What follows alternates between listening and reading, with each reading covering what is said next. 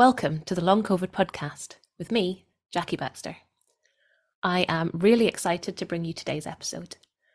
Please do check out the links in the show notes where you can find the podcast website, social media and support group, as well as a link to buy me a coffee if you are able. You should not rely on any medical information contained in this podcast and related materials in making medical, health-related or other decisions. Please do consult a doctor or other health professional. I love to hear from you. If you've got any suggestions or feedback or just want to say hey, then please do get in touch. I really hope you enjoy this episode, so here we go.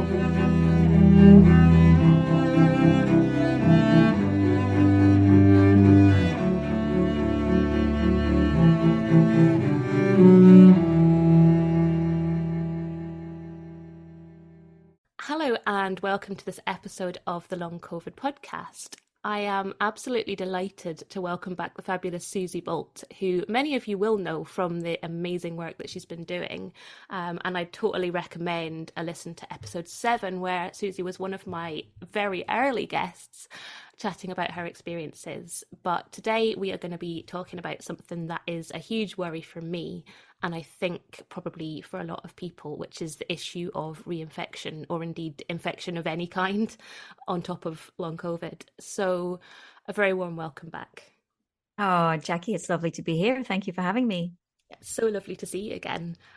So I'm sure most people listening probably will have come across you before, but would you give just a very quick kind of intro to who you are and what it is that you do? Sure. For many, many years, I've been a yoga teacher and an NLP coach and basically do kind of transformational work. And I got COVID in 2020 and went on to develop long COVID. And that journey took me down a new avenue in my career because I began to realize once I'd come back out of A&E that there was nothing that standard medicine was going to be able to help me with. And so the stuff that I knew around my nervous system and the need to come out of that fight, flight, fear, freeze state, and to kind of work to soothe myself became my goal. I knew I couldn't do it on my own because we were all shut inside our houses and it was lonely and I needed connection. So I set up a Facebook group focused on recovery, which was quite unique at the time because all of the other groups were very much focused on how ill we all were and who was dying and who wasn't dying, which wasn't helping my nervous system in any way, shape, or form. And then I went on to set up a live program of classes that we now call the Rest, Repair, Recover program. And we've had thousands of people come through it already from all over the world, which is what astounds me. From Cameroon to Australia to Finland to, Yorkshire. We've got them all. I love it. It's a beautiful, beautiful community of people just coming home to themselves and working in ways that we can by ourselves, but with support and connection. Yeah, that's lovely. I mean, I've noticed personally with what I've been doing, as well as, speaking to people like yourselves, that it is a very isolating experience being ill with something like long COVID, especially at the start of a pandemic when everybody is completely isolated on top of that. Yeah. So this idea of connecting with all sorts of people, be it people who are in a similar position to yourselves being ill, or being it people who are kind of, experts, or, people who are trying to help. It's been really quite heartwarming to kind of connect with all these different people that you probably wouldn't have ever come across otherwise. Of course not at all. And actually, I think because we are social creatures, us human beings, we actually need it. We need it to regulate ourselves. We need connection. We need empathy. We need understanding. We need it. It's a given. It's part of our need set for recovery. And if we don't feel that, if we don't feel understood, if we don't feel connected, if we feel isolated, we are much more likely to slide into depression and despair. And that internal state does not promote recovery from anything. So, actually, for me, it was one of the key pieces that I knew I needed to put into place to be able to feel connected and understood in order to help me recover. So yeah, it was it was a no-brainer, as they'd say. I need to do this, so I'm gonna lead it despite being unwell, but because I know it's fundamental to me getting through what I need to get through. Yeah, and I think I remember probably when we spoke before saying something along the lines of, I can't imagine how you could possibly have set this thing up while being so unwell. And it's still something that I think, oh my goodness, like that's amazing. Well, one of the things actually I realized, one of the things that's come up for me on my own journey in the last 3 years was that actually I have just been diagnosed with ADHD. So I may well have been lying in bed physically the most unwell I've ever been, but my brain was still in its super hyper imaginative creative state, which is how my brain has always been. And I've only just realized that not everyone's brain is like mine. So whilst my ADHD doesn't show up in a physical way, it shows up in a way that my brain needs to be very active. Hence, setting up a Facebook group, a website, a company, a business, and connecting with people all over the world. I think it sort of allowed me to bring out the best in myself whilst going through the worst of times. So Yeah, definitely. So I guess this sort of sense of connection that we've just been talking about, which is so important. And I don't think anyone will deny that as such, but we are isolated by our condition in that we maybe don't have enough energy to go and spend time with people or connect with people in whatever way, but also this fear of being reinfected, the lack of protections, the just people not understanding that maybe a reinfection could be worse for somebody with long COVID than maybe for somebody who didn't, or even maybe not somebody who doesn't have long COVID. We just don't know. It seems like a bit of a lottery, and it's certainly something that I'm terrified of. And this seems like completely logical to me. It did me so much damage the first time round, so why on earth would I want to put myself in that position for a second time or a third time potentially? You see it in social media all the time. So how do we get around this? I guess, and that's a very, very open question. it is definitely.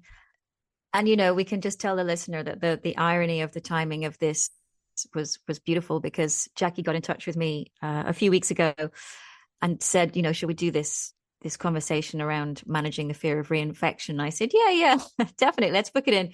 And then about 2 days later, I sent her an email and went, oh, just tested positive, really not feeling very well. Can we postpone? She was like, oh, okay. So here we are. I'm now on the other side of my third COVID infection. And, there's a bunch of stuff that I know and that I believe. And then there's a bunch of stuff that I've witnessed, because obviously I have access and contact with hundreds and hundreds of people who've had long COVID and have then gone on to have reinfection. So I have a kind of temperature test on what it's really like for the majority of people. And what I will say straight from the off is, for I would say 99% of people that I've had contact with or I've read comments from, the variants that are around now are much gentler. They're nowhere near as full on as the earlier set. And people's bodies are dealing with it. They recognize this virus and go, oh, yeah, okay. And get through it much quicker, much simpler. And I would say I have heard time and time and time again people saying, I was really surprised. I was really surprised and pleased that it felt like that it wasn't what it was back originally when I first caught it. And that's liberated them. It's liberated them from the prisons of their isolation. Because yes, they may well get sick. For sure, I was in bed for a couple of weeks and felt like I had septic tonsillitis, but I used to get tonsillitis all the time as a kid. So, it was just like, oh yeah, okay. I recognize this. This is okay. I'll get through it and it will be fine. And I think you have to start reaching out and listening to those stories of reinfection, because they're really valuable resources. They're a great place to kind of tap into. And in my Facebook group, I quite regularly see posts of someone saying, who's had reinfections and what's it like? Because I'm beginning to realize I'm not leaving my house. And I don't know how long I can go on living my life like this. And so it's great, that bravery to step into the space of, I'm going to find out.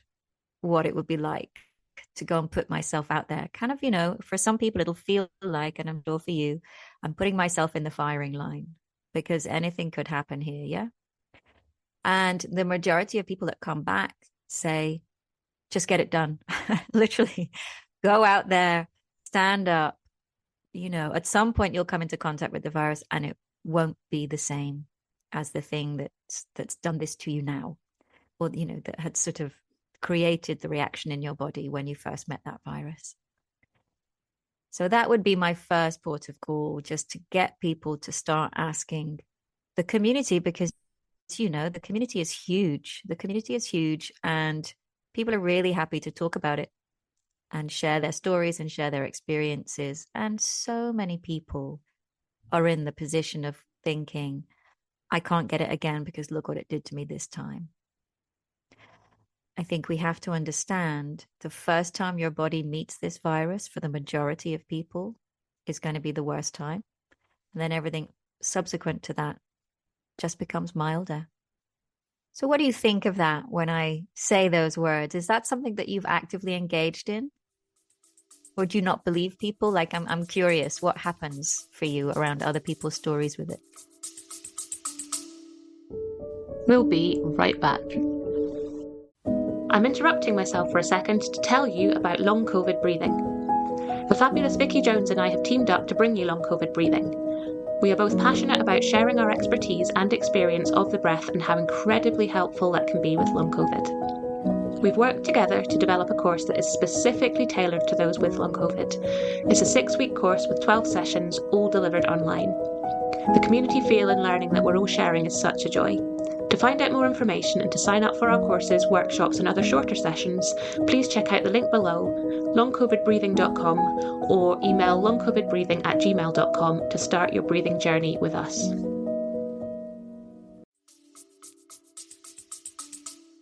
It sounds more reassuring than I was thinking personally, and I'm wondering, it wasn't until kind of quite a long way through my journey, which is still sort of ongoing but massively improving, that I realized how important recovery stories were.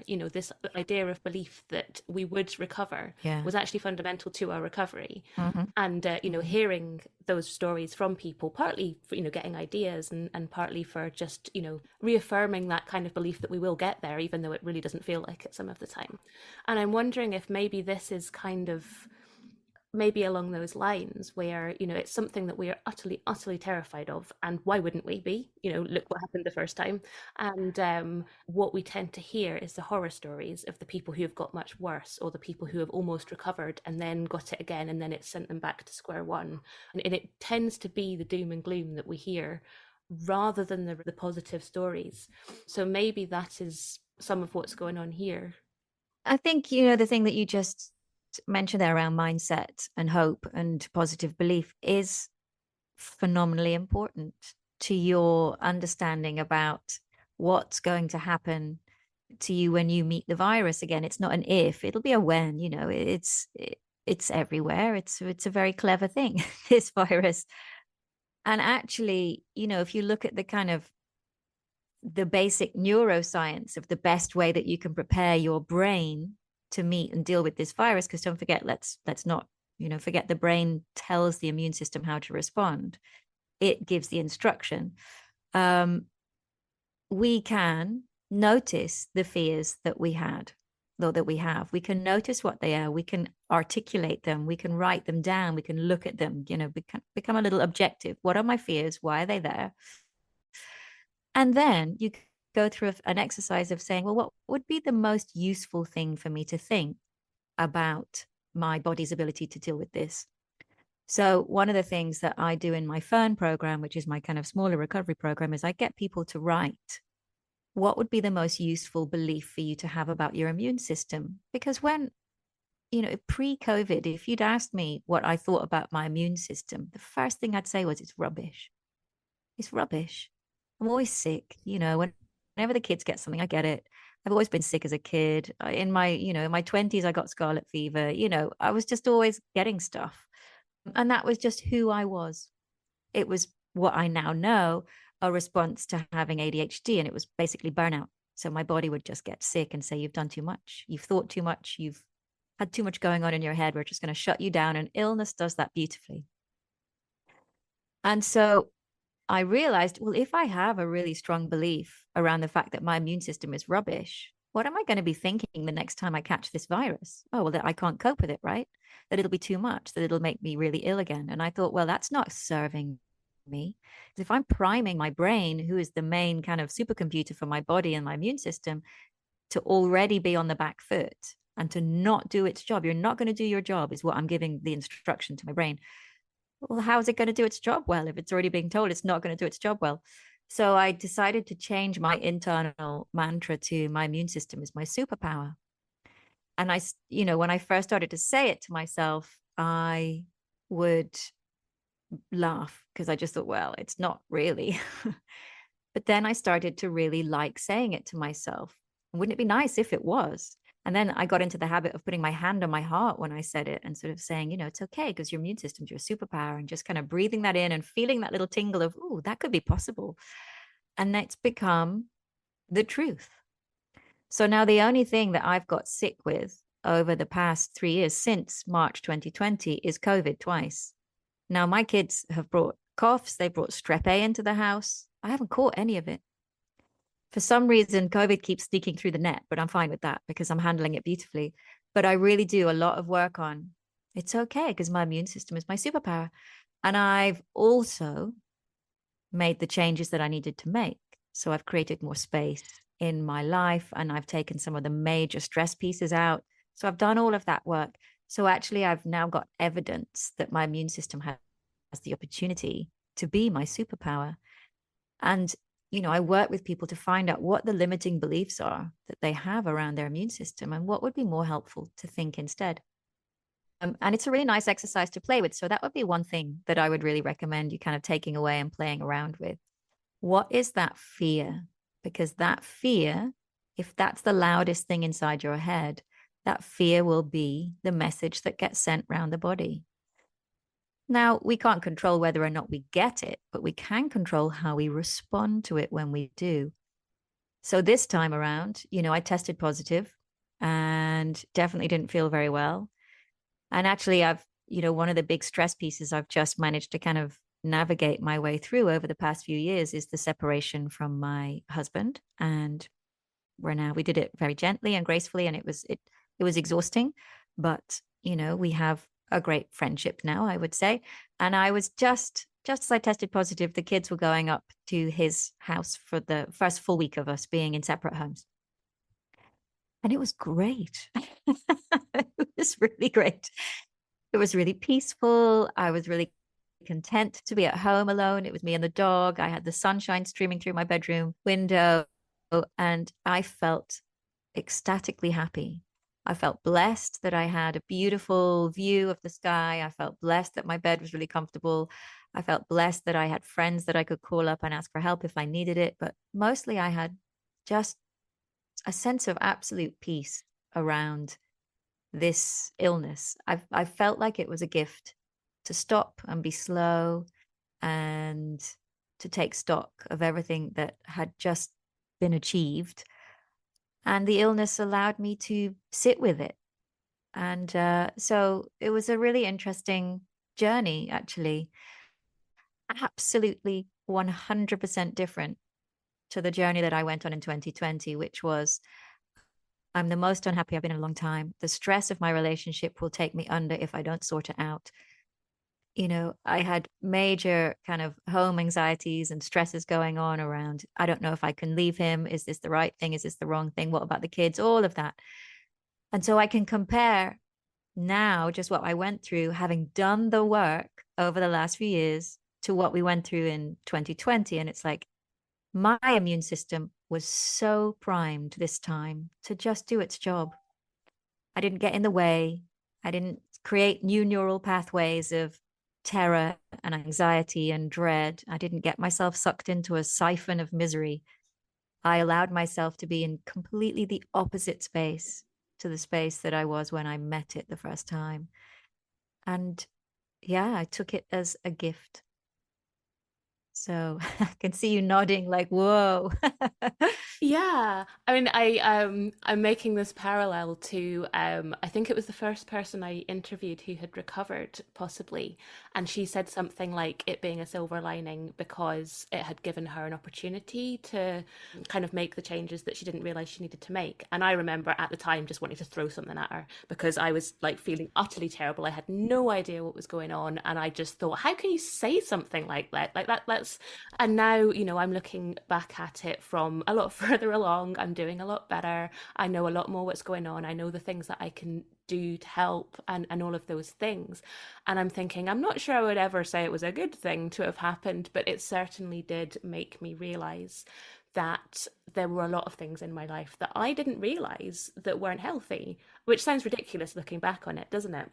But there's so many things when you were just speaking, like parallels where you high levels of stress, all of these things where you think, you're pushing your body too hard, but that's what you've always done. So why can't you just keep doing that? And actually, I've spent the last 2 years, because my first year I was doing all the wrong things, but for the last couple of years, I have been basically working through all of this stuff and trying to fix it. So in some ways, I'm probably healthier than I was before I caught it the first time. And I can sort of see that and I can acknowledge it. But at the same time, I still kind of, it's almost like the more better I get, the more fragile it seems. I think, right, I'm doing so much better than I was. So it would be even worse now if I were to catch something else because, to have got to this point, then catch it again and quote unquote go back to square one, then that would be even worse than getting it and going back to your square one when you're halfway there, for example. So actually, you're ramping the fear up the better you get rather than ramping it down. Possibly, yeah. Oh, It seems logical in my head. of course it does. Of course, because you're like, I fought tooth and nail to get to where I am. I'm not letting it go.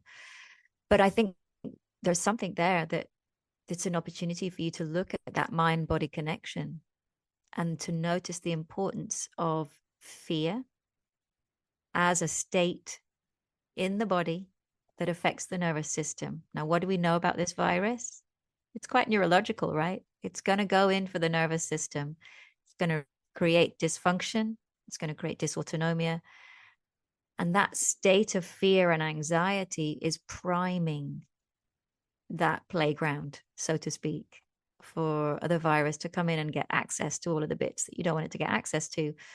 So, in a way, one of the things that I would really encourage you to do, Jackie, would be to spend some time trying to work out what would be the most reassuring thing to think about my body's ability to deal with this. What would be a state of kind of calm or peace or, sort of acceptance that I could meet around it? How could I find that? What's in the way? Look at your beliefs. What are they? What are the opposite of them? And how could you begin to allow them to become the beliefs that you held instead of the ones that are perhaps priming you to have a much more dramatic response to it? And all of the work that any of the sort of the recovery programs do, whether it's mine or there's all sorts of programs out there now, the Gupta program, the chronic fatigue school, whatever, they're all about looking at how can you get your brain to work with you rather than against you?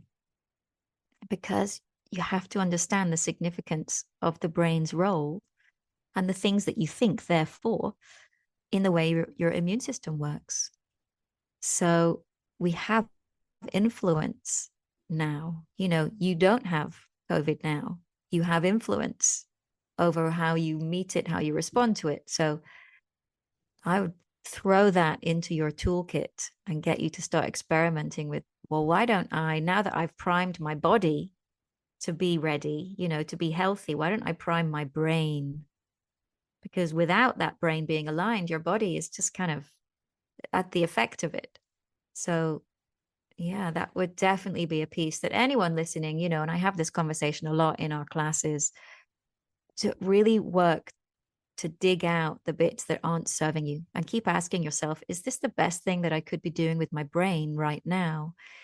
Is this the best thing? The answer will always be probably not. Is this helping me? No. Is worrying about it helping me? No. Is catastrophizing it? No. And so actually, you can't just say, well, I'm going to stop doing that. You have to replace it with something. You have to find the activity to give your brain, because the brain always wants to be working. The brain always wants to focus a direction. Well, what am I going to think if I'm not thinking that thought? You have to create the thought you're going to think. So, like my thought, my immune system is my superpower. I think that fairly often. And I particularly think it around people who are not well, around my children, around, if I've gone out somewhere, I might reassure myself by putting my hand on my heart and saying, it's okay, because your immune system's your superpower. You've got this. No need to worry at all. And I'm just constantly reassuring my body, my brain, hey, it's okay. Don't worry. And it seems to be working really rather well. So I've seen a lot of people come through our phone program who are using this tool now to really great advantage. There's someone who's had myocarditis twice, and she was basically told, you can't leave the house because if you catch it again, that might be it. And I can remember thinking, well, she's kind of damned if she does, and she's damned if she doesn't, right? Because she'll become incredibly unhappy, depressed, and isolated if she can't leave the house. And her life becomes about hiding from the potential risks that living your life faces. Or she could do a whole load of work on her brain and engage with joy and focus on the stuff that feels good and gratitude and believe that her immune system will be able to handle it. And she's done some amazing work on all of that and now allows herself to go out and live a life. And she takes precaution. She's like, you know what? This is better than staying at home hiding. I'm having fun. I'm doing the things I want to do. I'm getting outside. I'm meeting people. I want my life to be that. I don't want my life to be based around fear. And actually, and I've talked to Boone Lim about this, our lovely cardiology friend. And he said it's really, really important to engage in joy and gratitude. To you, as we've said, you're creating that internal health state that allows the immune system to work better than a state of fear, paranoia, and anxiety. So it's worth doing. You have to have courage. She was very brave to do it. And I've been kind of just checking in with her and seeing how happy she is. And that state of happiness creates a super state of health, right? That's the kind of the payback. A state of anxiety and fear will create a compromised immune system. So it's a bit tricky, right? Because everyone is hiding from something. They don't want to get sick. And they're like, you're just telling me I need to stop being happier. Yep. Deliberately, consciously happier. Look for joy, literally, rather than the reasons why you need to hide and keep yourself safe. We'll be right back. Hey there, I'm just jumping in for a second to see if you're enjoying this episode. If you're finding it useful, maybe you would consider sharing it somewhere, a friend, a group, or even on your Twitter feed. If everyone was able to share just once, we'd be able to get this information out to even more people who really, really need it. So please consider sharing somewhere if you possibly can. I hope you enjoy the episode, and thank you so much.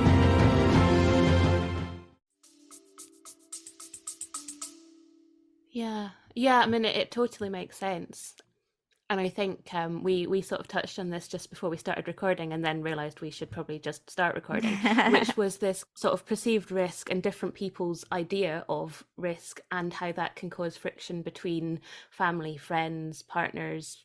And it's something that I personally, this comes up with my partner and I all the time. I want to do things very safely and, it's not like he wants to go out clubbing every night, but he wants to be able to go and do things like going into the office sometimes, and that is the sort of thing that fills me with a huge amount of fear because he's going to go and pick up COVID, isn't he? And and I think this sort of friction is happening.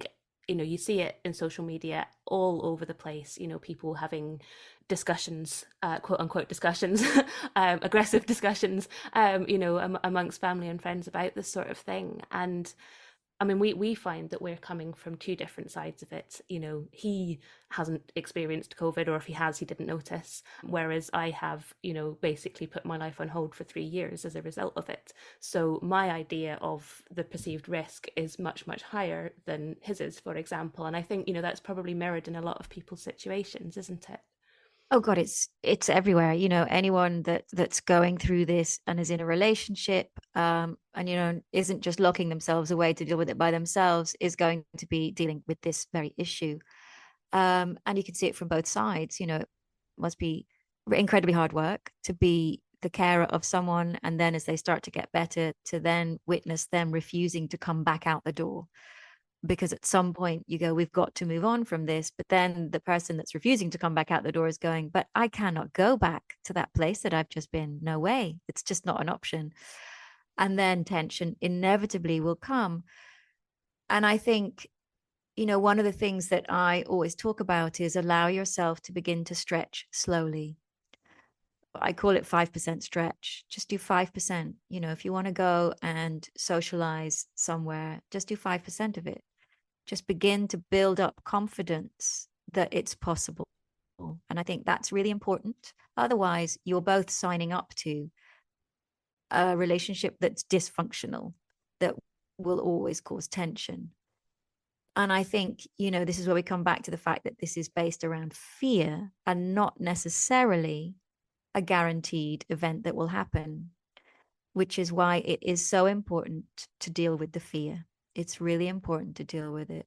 And you know, I will come back to the point that I made earlier about the amount of people that say they were so glad they caught it again because it's made them go, oh God, that thing that was kind of really keeping me prisoner has set me free because it wasn't nearly as bad. And I'm back up and out the other side. And it's, you know, it's going to be frustrating if you're asking someone else to change their life long term in order to keep you safe, to keep you in a space of fear based living. And what we're looking for, the ultimate goal, is to come out of a place of fear based living and go back into living your life fully again, so that both you and your partner can enjoy life in the way that you want to. It has to be something that you both create a plan around, I think. And there has to be a little bit of flex and a little bit of give, but mostly understanding, you know, for him to really, and I'm sure he does understand it, but for him to hear it, but also to perhaps hear, well, what are you going to do about changing the status quo? Knowing that you can't sit and wait for something to be different. I don't know what that would look like. You know, is there a point where you go, I'll come out now and you can go into the office now? Or is there a point? Because if there isn't, then you're asking him to sign up for something that feels like forever. And actually, it will be lovely for both of you to say, okay, well, why don't we just do this together gently, slowly, respectfully, paying attention to the things that make me really afraid and asking myself just to do 5% of it. I think there needs to be a little bit of budge, especially because what we don't know is that it's definitely going to make you ill. We don't know that. We know that chances are at some point you'll be exposed to it. And it might not even be doing something that's in your stretch. It might just be going into a corner shop and picking something up and, you know, suddenly, oh no, here we go. And that's it. You know, we cannot let this virus close down our lives forever. And there's a state of mind that is holding your autonomic nervous system sort of to hostage at the moment that would be really worth loosening the edges. And I'm not saying get rid of the state of mind, because at the moment you feel like it's an essential piece of keeping you safe and well. And I get that completely. But it's also holding you hostage. And I think, wouldn't it be great if you could believe that you could be safe and well and back out doing life? Wouldn't that be great? I think I see it as this kind of paradox where, in order to recover, I need to feel safe. Yeah, of But course. how can I feel safe if I sit here like a sitting duck almost? You know, say he wants to go to the pub. He might go to the pub once, twice, three, four times and be fine. And then the fifth time he brings it home. But, I'm sitting here like a sitting duck. So I'm in this constant state of fear, which means I can't get better. And that fear is suppressing my immune system and everything else. So it's kind of this like weird vicious circle, It isn't is. it? Where, the everything is just kind of prolonging everything. It is now the fear that's keeping you stuck. And that lovely saying, there is nothing to fear but fear itself. I think it really, really makes true here. This is your last symptom, and probably the most significant one for you to work on. She's nodding. It's just kind of percolating through my poor little brain. I get it, yeah. For the listener, her chin is going up and down, like, okay. But so, how does that feel when you think about the idea of working on the fear itself as a symptom? Terrifying? Yeah, of course, because it is the thing in your mind that's holding you afloat, which is why this kind of work needs help. You can't just sit at home and go, right, I'm going to decide today to not be afraid anymore of the thing that's just totally messed my life up for the past 3 years. That's not how we do it. We do it gently. You do it with support. You do it with professionals, but you do the work. I absolutely 100% recommend you to get support, proper support, to help you navigate yourself into a space where you feel that you can move on from the fear and change the shape of it so it's not limiting your life anymore. And again, there'll be lots of different strands to that. There will be, reading stories of reinfection. If you've liked recovery stories, then you'll like reinfection stories. There's loads of them. I know some people who've had 4 now. They kind of, and your face is like, oh my God. And it's like, no, it was fine. It's fine. They've recovered. And it hasn't set them back to square one. It hasn't done that. Both of my second and my third reinfections didn't really exacerbate anything that was going on for me long term last time at all. I recognized the virus. It was like, oh, yeah, okay. I'm tired. I'm a bit foggy. Yes, I had a whole load of throat stuff going on this time that was quite vicious. But, this morning, just before I've done this, I've just done my first HIIT class again. And I'm back lifting weights and lifting lighter weights, admittedly, today. But, where am I now? I'm kind of 3 weeks maybe from start to finish. And yeah, I'm back in the room. And I think, it's really possible. And I know what will be going on inside your head, but it won't be like that for me. You'll be like, no, the voice, right? The saboteur, the one that's keeping you safe. It's doing a really good job. And so it will clearly saying to you, but that won't be me. That was Suzy. That wouldn't be me. And other people's stories, right? That won't be me because they're not me. I think the work that is missing from all of the stuff that you've done is this piece now on understanding the impact of having this fear on your nervous system and on your ability to kind of shed the skin. It's like taking off an identity and putting it down slowly, piece by piece, and going, it's okay. I'll just take the jacket off and see how we feel. Then I'll just take the hat off. And I'll just take off the trousers and, just kind of gently and then put on different clothes again. In fact, one of the things I always encourage people to do is go back into your wardrobe and start wearing the clothes that you haven't worn for ages. Just put it on, walk around the house in it for half an hour, put on a nice outfit, put on something you used to go out dancing in or whatever it was that you liked doing. Start to remember who you were or the bits of it that you want to take forwards. Who are the bits that I miss about being me?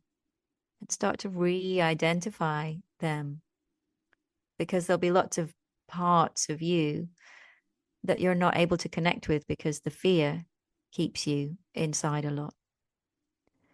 And actually, we kind of need to fall in love with being ourselves again, but a kind of brave and courageous version. Yeah, that's a really interesting point actually, because this illness takes like so many things from us that we almost forget. It's like you can't be yourself because you can't do any of the things that made you you anymore. So then that sort of I don't know, I feel like I've kind of gone inside myself to the point where like I don't even Yeah. recognize myself half the time. And, you know, as I have started to improve, then, you know, I've sort of got bits of me back. But, you know, I don't think I'm ever going to be the me that I was before. And I think that's probably a good thing. Yeah. But there are some bits of me that I would quite like back. Yeah, of course there are. Of Um, course. but I also thought it was quite interesting what you were saying. You know, obviously our body will recognize the virus. So I suppose that's kind of our immune system will recognize it. But I guess, I mean, over the last couple of years, you know, I've been working on things like my breathing and regulating my nervous system and all of these things that I've been doing that help. So I suppose if I were to get sick again, then I would probably know a bit better how to deal with it. Whereas the first time it was just kind of like, holy hell, what is this? Yeah, right. What the heck is going on? For sure. So on my YouTube channel, there is a workshop actually there that I think we ran, managing the fear of reinfection. And I think it's as we were coming out of that second lockdown post Christmas. And I ran a workshop just to begin to help people think about the idea of coming out again. Coming, how do we come out of our houses and go back into the world where we know this virus is still there? And the major learning that came up was we know it. We know what to do and we know what not to do. We know that we instantly stop. We know that we hydrate. We know that if we need to, we take our antihistamines. We know that we rest, rest, rest like a professional. We know that stress will create a more exacerbated response in the body. We know to calm. We know to do our breath work. We know to just relax and surrender and nourish and all of those things. Do not fight it. Do not push through it. Don't keep going. Instantly down tools and take yourself away and lie down. And that's it. And actually, once people started to think about it, it's like, of course. Yeah, because what did we do last time? Well, we probably carried on working for a bit, or we thought we'd keep exercising, or we'd keep walking the dog at least twice a day, or, whatever it is, and just pushing, pushing, pushing, because someone's got to do it. And actually, I think we all learned the hard way that no, that's not what you do with this. So, okay. And I think there was a lovely moment. I think we had around 100 odd people in. There was a lovely moment where everyone went, oh my God, yeah, there's loads we do differently. Great. Okay. You're already breaking that pattern. And it reminded me of, I don't know, I don't think you've had kids, Jackie, but I've had two. And the first one was like, oh, whoa, that was a thing. Second time round, it was like, okay, I recognize this. I know what's going to happen and I know what to do and what not to do. And it was a completely different experience. We've got the experience of what we don't want to do to ourselves when we've got this virus in us. And so we've learned so much on the way that we now know what would be the best thing for us to do. And, I was telling Boone actually last week when I saw him, he said, so how was it having it the third time? And, how did you find the experience? And I said, you know what? It was blissfully happy. And he was like, what? I said, yeah, because, everything that I've already told you, I was just in such a state of kind of relaxation and like I'd achieved all of these things I knew I set out to achieve just after I'd got my first infection. It was like, I need to change my relationship. I need to change what's happening in my life. I need to reduce my stress. And I've gone on that journey and I've done it. So it was like reaching the finish line. So yeah, I met it with open arms and just went, come on then. Let's get it out the way. And actually, I'm going on holiday on Friday for a week. And I just thought, great, because I don't have to deal with turning up on my beautiful holiday that I've booked for myself and realizing on day two, I'm going to test positive because I just wasn't up for that, and I would have been fine. But I was just kind of, wouldn't it be great if I don't? And so my body very cleverly went, let's just get it done before. And then you're all in a nice and clear state. You're probably not going to catch it for a while. Go out there and have a great time. So yeah, my mental framing of it now is entirely different to the framing that I had originally. And I can remember saying to, talking of neural pathways, the guy I worked with, Ross, just before the gyms closed down in 2020, I said to him, if this virus meets me, I'm going to get really sick. I remember saying it to him really loudly and clearly. And what happened? For sure, got really sick. So I've changed that belief. I've just changed it. Yeah, it's had an extraordinary impact on my immune system, reshaping the beliefs that I had around my own health. And I'm not saying, I can heal myself of everything and anything, but I'm just saying I'm priming my brain to be on my side when something next comes along. And so far, I seem to be doing incredibly well. Yeah, so it's putting your self, so your body and your mind and everything, in the best possible place to deal with whatever it is that comes along, I guess, isn't it? Absolutely. Absolutely. Yeah, yeah, yeah. And really understanding the role of the brain in your health, in your immune system's actions and activities, really understanding that. And, a lot of people find that really hard to come to terms with. And that there's a belief that the virus creates the response in the body. The virus doesn't actually create the response in the body. The brain creates the response to the virus. The virus is, a pretty vicious canid, to quote Roald Dahl, but it's our response to it, which is why we're all so different, which is why some people die from it and some people don't notice it at all. So it's not the virus that if you meet it, it will kill you. It's our own bodies and our kind of physiology's response to it. So we have to understand that we can definitely prime ourselves to be less responsive. And a lot of that will be on staying calm, focusing on what you can do, trusting that it will be okay, allowing the nervous system to just always regulate, noticing those very destructive, catastrophic thoughts, the anxiety, the fear, the dread, all of which creates a heightened state within the body, which can go on to lead to other things, which we don't want. We don't want that. We want to create the optimum state to be able to kind of glide through it with grace. Yeah, that is very reassuring, actually. I mean, we know that there are some people who are much more at risk from, well, any sort of infection, people who are immunocompromised, for example.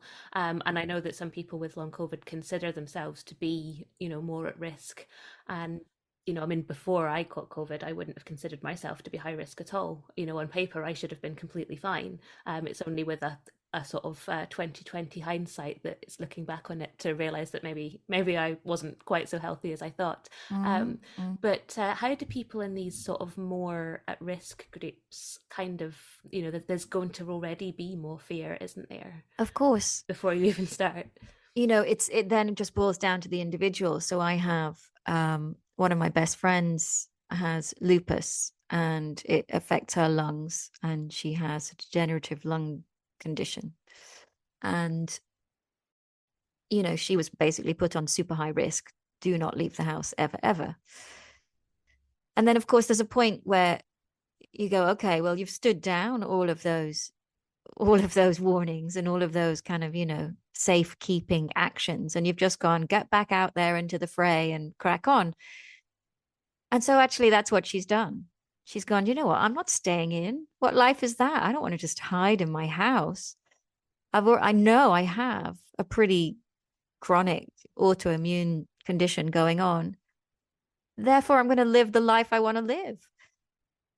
She's a psychotherapist. She understands the role of fear on her immune system and, understands why she has an autoimmune condition to do with some childhood trauma and, various bits and pieces. Therefore, the evidence is there that the brain's role in this is linked all the way through. This is not just new. This is, her body has been dealing with this, the role of the brain, the emotional states, the impact it has, what you end up with. I'm not saying that everyone's, autoimmune conditions are based around childhood trauma and events, but if you read the work of Gabor Mate, there is very much link to our immune systems and emotional trauma. And so she said, well, actually, if I choose to stay in and hide from a virus that might or might not kill me, I'm basically creating the perfect storm for when the virus meets me, because for sure it will, at some point I'm going to have to go out and go to the supermarket. So she just started living her life again. And I think she's had it twice now. And it gave her a really bad chesty cough for about 4 weeks. And she cracked on. And she was like, oh, well, there you go. She said, I could have stayed in my house forever, right? You know, if I was going to be someone driven by fear, or I could have just gone out there and gone to hell with it. Let me just live and see what happens. Because she said, the life I want to live is the one I'm going to live. And I don't want to stay inside because then I'm alive, but I'm not living my life. So what's the point? So I kind of liked her attitude. Obviously, as a really good friend, I was a bit like, oh my God, what are you doing? I don't know if you should play with this virus, but you know, her kind of steely determination to not be compromised with it was actually pretty cool, you know, looking back at it now. I think I was a little angry with her at the time. I think actually she also didn't even bother testing to see if things were COVID. She was just like, yeah, it probably is. I'm not even going to test. That's how far down the line she went with what is the point in knowing or not knowing? You know, how's it going to help me? If I get super sick, I'll go to hospital. I have a team that, you know me by name. It's okay. So, yeah, I think we really do have to understand the role of fear and how it can definitely be holding you back and preventing you from perhaps experiencing this virus in a way that is much of a much lighter touch than you're going to be, you know, thinking about it being if it meets you. Yeah, so it's coming back to, focusing on what you can do. Yeah, I have that on a post-it note above my computer from when Boon Lim said it to me. Don't let what you cannot do prevent you from doing what you can. absolutely. And that made such a difference to me at the time, but I think it applies here as well, in this context, just as much as in anything else. Absolutely. You know, if you're living a happier life where you're not being held hostage by the fear of reinfection, you're creating a state in your body that allows you to be healthier. That's it, full stop. So, you know, engage with joy. Rather than manage the fear of reinfection, I would say put that to the side as much as that's allowed to nudge out of central focus and just go, okay, what am I going to do that I love doing? What am I going to do with my partner that we love doing together? How can we do 5% of the stuff that makes me really stressed about the idea of doing it? If we want to go to the pub, come, you know, at some point we're going to be moving to nicer weather, right? Maybe we can all go and be outside.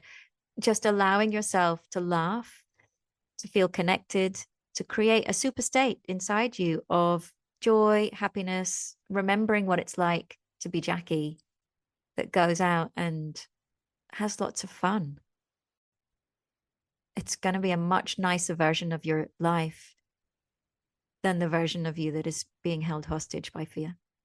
And you'll look back on it when you're older and you'll go, God, thank God I broke that habit because that was really keeping me stuck. And I was young, and that's not a good way to do your youth. You know, there's going to be lots of time when you're older to stay inside and look out the window and go, well, you know, I'm nice and safe inside. You got a lot of time for that ahead. It's definitely worth having a go at nudging the edges of this one now and get help, you know, particularly if the fear is big and it's a big central focus. Get some support with it. And I'm not saying put yourself at risk. I think it's really important. But what I am saying is just begin to notice what you can change around what you believe to be risks. Like, how can I soften what my guidelines are for what I will and won't do, just to allow yourself to open up and have more fun? Well, thank you so much for joining me today. It's been really lovely to catch up with you, actually. But more importantly, I think it's given us all some really useful sort of information and a slightly different slant on it, I think, which will be helpful for me and I'm sure for everybody else. So thank you so much. You're so welcome. Good luck with it. Thank you so much to all of my guests and to you for listening. I hope you've enjoyed it, or at least found it useful. The Long COVID podcast is entirely self-produced and self-funded. I'm doing all of this myself. If you're able to, please go to buymeacoffee.com/longcovidpod to help me cover the costs of hosting the podcast.